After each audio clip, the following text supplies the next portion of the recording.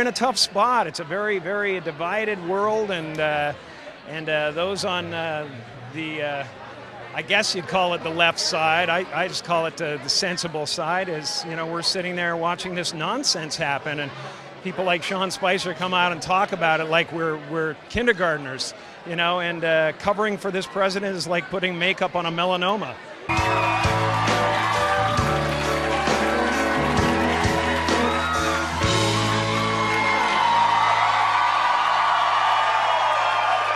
Spend your whole life imagining ghosts, worrying about the pathway to the future, but all there will ever be is what's happening here, and the decisions we make in this moment, which are based in either love or fear.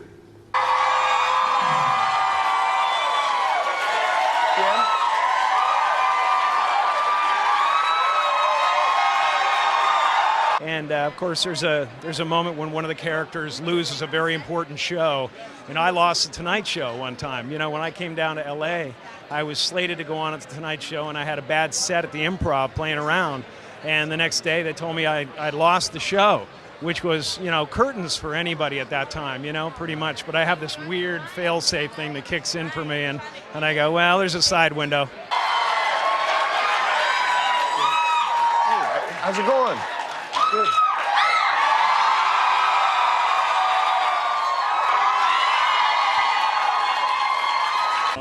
I'm doing just fine. I just, you know, there's no meaning to any of this. So I wanted to find the most meaningless thing that I could come to and join, and here I am. I just wanted to see what would happen if you stayed until they got tired. They say they're celebrating icons inside. Celebrating Do you believe icons. in icons? Boy, that is just the absolute lowest aiming, you know, possibility that we could come up with. It's like icons. Do you believe in icons? I don't believe in personalities. I don't believe that you exist, but there is a wonderful fragrance in the air. So many of us choose our path out of fear disguised as practicality. What we really want seems impossibly out of reach and ridiculous to expect, so we never dare to ask the universe for it. I'm saying I'm the proof that you can ask the universe for it. Usually people sit down during the biggest part of the applause. Yeah, right, yeah. So I thought I would see what that's like, that space.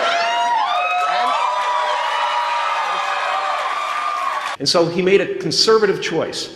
Instead, he got a safe job as an accountant, and when I was 12 years old, he was let go from that safe job, and our family had to do whatever we could to survive.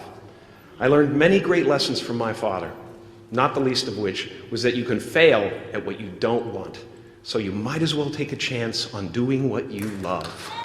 At the edge of the envelope with the blue devil. It's uncomfortable. Yeah, well, yeah. It is. Lovely, though. Yeah, but so much. but worth exploring. Yeah, well, have a seat not? here, Jim. How you doing? You don't believe certain icons have the power to make change, to think differently, to be bold, to inspire others? Artistry? You're one of them. On the good foot. Ha! Yeah.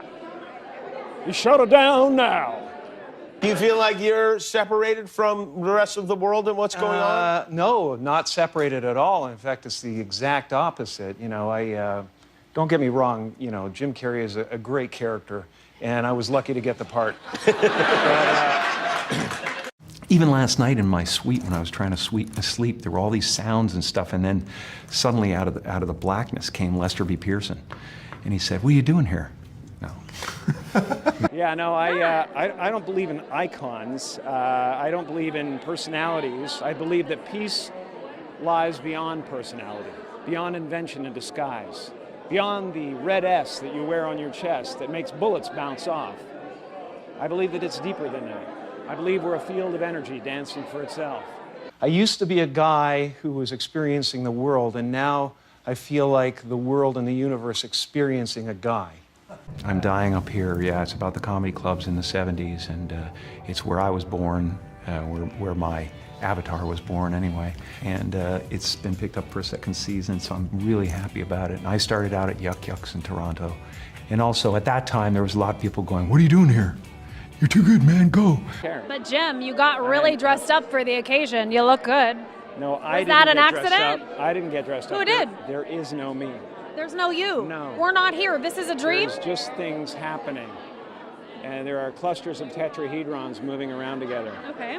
You know, cohesive. There's something different about me, and it's that damn beard. And wherever I show up, it becomes the story, you know? Right. It's a bigger star than me at this point. Mm-hmm. And is that good? It has its own Twitter. It does? Yeah, it's really good. Yeah. Thank God it likes me. Movement, and where he was saying things like, oh, they're good at washing the pots and making, cooking and cleaning and all that stuff. And it was completely a goof. It was completely him, saying no matter what we take seriously, it doesn't matter. So what's happening in our world right now? Because there is a lot of news that actually is relevant that's not that Here's uplifting. the thing. It's not our world. None That's of the this is key. real? Nope. So you're just passing We don't through. matter. We don't matter. Oh, wow. There's the good news. Okay. But yeah, it's just weird. And I always say it's the question is not why are you growing a beard. The question is why am I growing a beard and still shaving my balls? Thought I had become Andy Kaufman, but there was no me actually at the end of it all. I realized that there was, that this character was making choices to play a character. And, so that's what kind of happened, and that's what Chris found in this interview and in this footage, that there was actually a existential, not a crisis, but a discovery going on, Is that a gang sign? Have you... Oh, like you don't know what it is.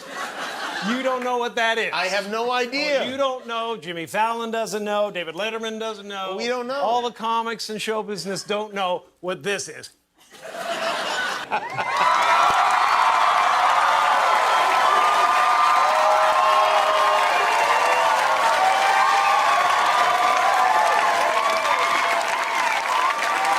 Seriously, the time is up. People are hip to this kind of stuff. I'm here tonight to blow the lid off it, to be the whistleblower. I'm sick and tired of the secrets and the lies. It is the secret symbol of the Illuminati, and you're a part of it, and it is the all-mocking tongue. Oh.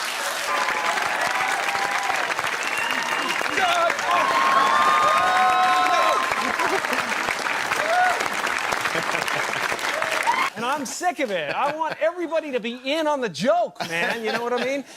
For years now, talk show hosts, people on television, people in sitcoms have been hired by the government to throw you off the track, to distract you, to make you laugh and stuff like that, make you happy and docile so you don't know what's really going on.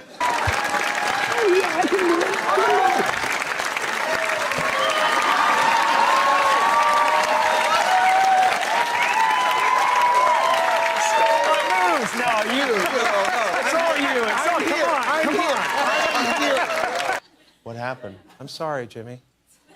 I was temporarily interrupted by my iPhone 6 Plus.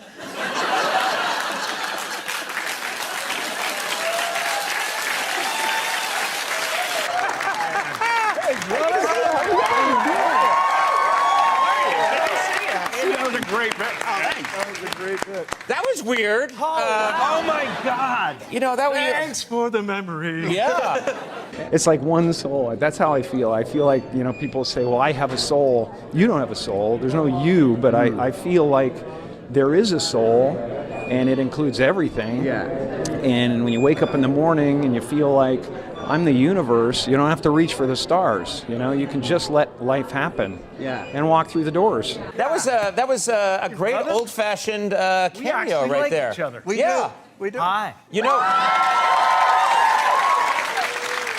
We'll have to wrap that, sorry. Thanks very much. I'm man. sorry, Hey, you've run out of time. well, listen, you've made me very happy, so thank you for your time today, man. No, actually, I didn't make you happy. Right. I don't know who you're not you've here. made happy, but No. there's a happy You're feeling just here. a cluster of tetrahedrons. Still trying to figure this but a all pleasant out, man.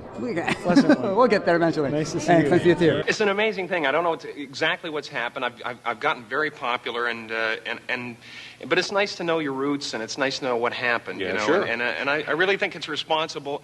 What's responsible for this whole thing is my subliminal motivation tapes.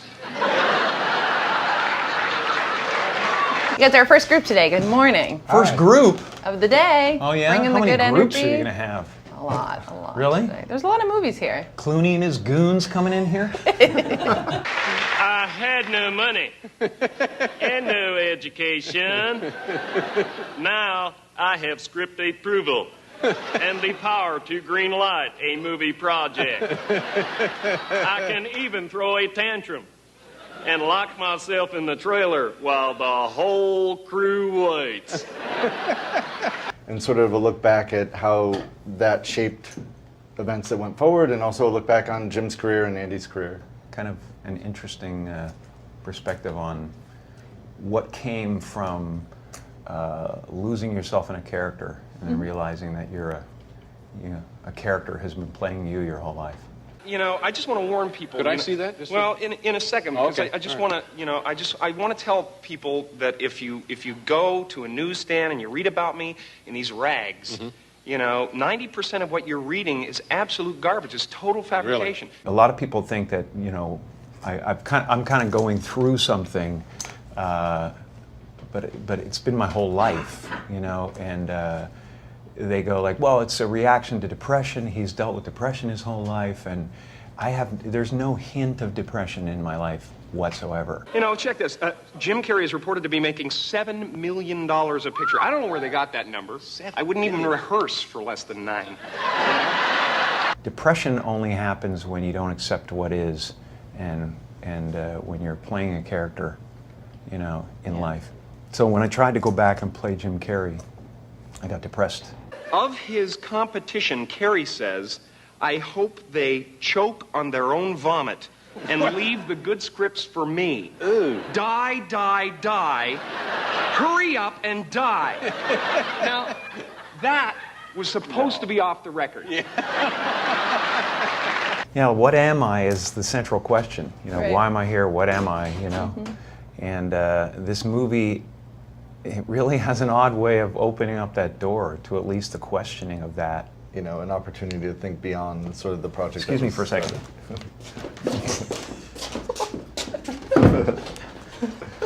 Danny? Career. When I was first aware of you back in Los Angeles, you were an impressionist. Yes, from Canada. You're I did Canadian, a lot of right? Impressions, yeah. It actually started out with. It started out with just voices that I'd hear at night. I see. I just want to see this a different way. You feel like I you're want to being be a watched. voyeur on this one. Yeah. I don't know. Anything, I think. Liar! Yeah, it's nothing but lies. Just voices would come to me, and I think it was my conscience. So a lot of people have, the little whispery voice that comes into their head and says, I think you might be taking yourself a little too seriously. But my conscience is like Broderick Crawford in Born Yesterday. Who do you think I'm fooling? Who do you think I'm fooling? Who do you think I'm fooling? No place you can run, no place you can hide. You've been making arrangements. Shut up!